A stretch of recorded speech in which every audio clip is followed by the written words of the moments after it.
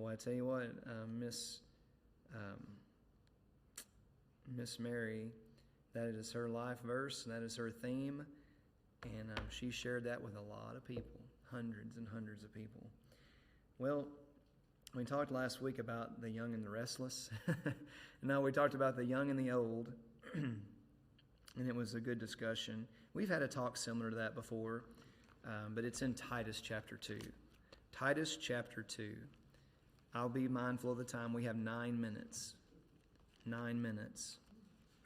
We'll call that a sermonette. Titus Chapter 2. We didn't quite really get through it thoroughly as I would like to. We kind of really went through the first 6 verses or so, or first 5 verses in pretty good detail, talking about us older folks and how we ought to live a life that's an example to the younger folks and teach them and mentor them and train them and raise up our young people in the way they ought to go. And so then when you look at verse 6, it says this, young men likewise exhort to be sober-minded. That goes for young ladies as well. And I think Amy and Caitlin had to run to the restroom for a minute. But there is a young man in the room. His name's little Luke back there. And it says, young men likewise exhort to be sober-minded. And I think we need to consider that as, and maybe some of you don't consider yourself young anymore, but you can take these few things in the few moments we have, and you can take these and share these with the young people in your life, your children, your grandchildren, great-grandchildren. But here's the thing, young people, let me go back to this thought. This is what I want to say this, and if I don't, I'll forget. Young people, especially teenagers, the culture today has given them a pass on responsibilities, and it's given them a pass on discipline. Now, that's not a new thing. You know, because I love oldies, I love older music, I'm very familiar and in some cases fond of music from the 60s and 50s.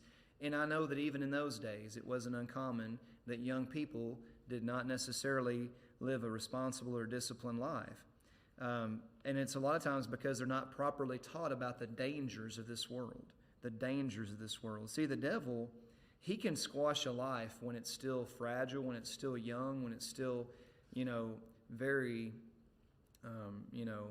innocent, for lack of a better word. And that's, I think that we need to teach our young people to be on guard of the dangers of this world. Otherwise, they'll find their youth squandered.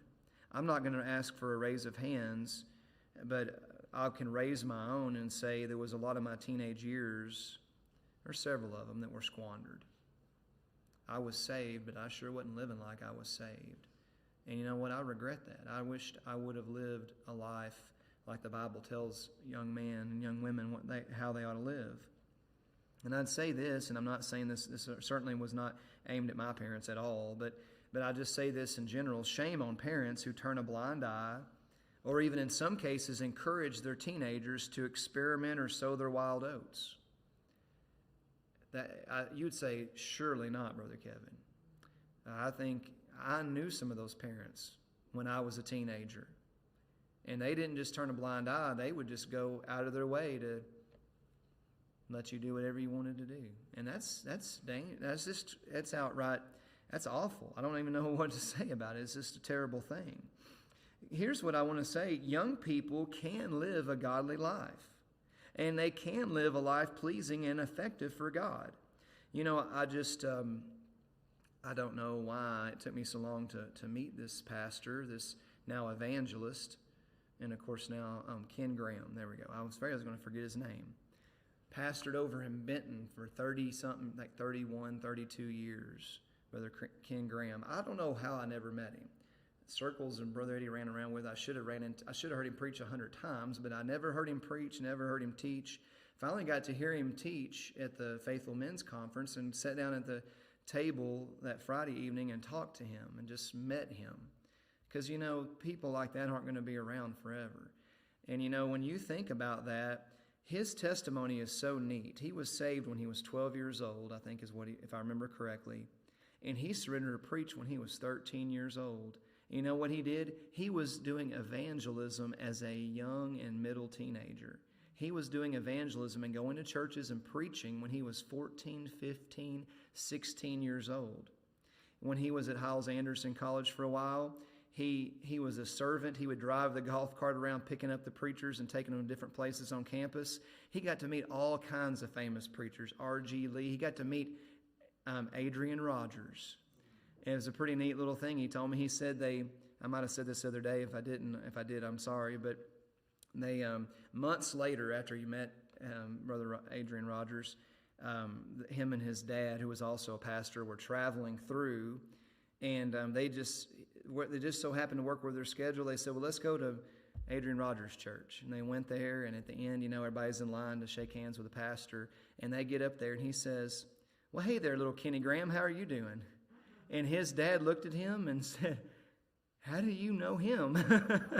And but anyway, I say all that to say there's a young man. I could give you other examples. You probably never heard the name Boyd Halford. He had a family camp in Livonia, Missouri. You're nearly in Iowa if you get to Livonia, Missouri. I've been to that family camp before he passed away. He loved the Lord. He didn't get married till really late in life. He was just kind of a neat character. He loved the Lord with all of his heart. He pastored. He had a church camp, which was a family camp. It's a really neat concept. You go to church camp with your family. Your parents go, the kids go. It's not just a camp for kids only. It's a really neat thing. And I got to go up there with some other preachers and many, many years ago. And Boyd Halford, man, he could play the piano. He could tickle the ivories, and he sang songs. He did a lot of kids songs. I've got CDs around the house somewhere if I could find them. Some really good kids songs. And man, he was just a neat guy. I was around him many times. He would come down to Grace for our pastor's conference. Same story. They called him the Timothy of the Ozarks. Because guess what? He got saved at a very young age, maybe 8 or 9 years old, and he was preaching at a young age, like 11, 12, 13, and just preached and just stayed with the Lord his whole life. Man, if I could just grab a young person and tell them that's what they need to do. Don't go out there and chase after the things of this world. You just get close to God, and you sell out for Him, and you tell Him, here I am, Lord, send me. Just like Samuel, when he kept going to Eli and saying, hey, did you call for me? He said, no, son, go back to your room. And the third time he said, you know what, I think it's the Lord that's calling. You go back and say, your servant heareth. You know what, if young people would say, your servant heareth, and just go and do what God would have them to do, wouldn't it be a wonderful thing? And so think about that for just a minute. That's why our young people need church so desperately. They need accountability. They need responsibility. They need fellowship with others their age that are a good influence in an environment that is God-focused and God-honoring. We desperately need to get those people in church. Paul exhorts the young men to be sober-minded, to be of a sound mind, to be in your right mind, to be clear-headed, to be sober. Remember what the prodigal son, he came to himself in the pigsty. He came to himself. He came back to a right way of thinking. It would have saved him a world of hurt, and it would have saved him from a world of loss if he would have been in the right mindset and be sober-minded when he was still at home. And I know it's a parable, but the concept's just as true. If he would have been in the right mind, in the right mindset when he was at home, he would have never squandered his living and wasted his substance on riotous living and wasted his life and found himself in the pigsty and then coming to his senses and being sober-minded at that time. And we look at verse 7, and this will be our last verse we can read. I'm sorry, we're just out of time. In all things, showing thyself a pattern of good works and doctrine, showing uncorruptness, gravity, sincerity, sound speech that cannot be condemned, that he that is of the contrary part may be ashamed, having no evil thing to say of you. And we'll just look at that verse there, verse 7. Young people, listen, young people can show a pattern of good works, but recall that they will first mirror the pattern of their parents and those that have influence over them. That's why it's so important as parents, grandparents, great-grandparents, we set the right pattern, we set the right influence in their life. So let us show forth a good pattern that they will be much more likely to walk in the same pattern or same behavior. You know, when you had your kids, they wanted to be just like you. They wanted to mirror everything you did, mimic everything you did. I remember when I was a kid, I didn't want anything more than to be a carpenter when I grew up because my dad was a carpenter. And you know what? He did pass on a lot of that skill to me. And with a little bit of time and remembrance, I probably could build something. But I don't have room for that in my garage of boxes that still haven't been unpacked from when we moved in 2017 and other things. But I think of that and I think young people are so moldable, and we need to consider that. We need to consider the patterns that we're setting for them. We need to set a pattern of good works. That's becoming a lost art. Be a blessing to someone. Invest in someone. Help those that cannot help themselves, those that cannot repay you. Walk in the way that is pleasing to God. Be sound in your faith with uncorrupt doctrine, sound doctrine. That's becoming a more seemingly rare thing. Let us pour into our young people the pure and undefiled doctrine of Scripture. Don't you want your young people to know what they know and why they know it? That young people would be honest and genuine, that they would feel safe enough at home and at church to share their hearts, to tell the truth, to be honest, not to hide things from their parents or from their church family that loves them. That we would seek to love them and correct them with grace and with love, remembering that we were once like they were. That young people would not put on a facade, would not try to be something they are not, would not try to mimic or mirror so-called role models that we see in the world of Hollywood or sports, and things like that. That they would have true speech. That they wouldn't accept dishonesty that we would not accept dishonesty among young people. If we give a pass to it when they're young, it will do them much harm as they grow older.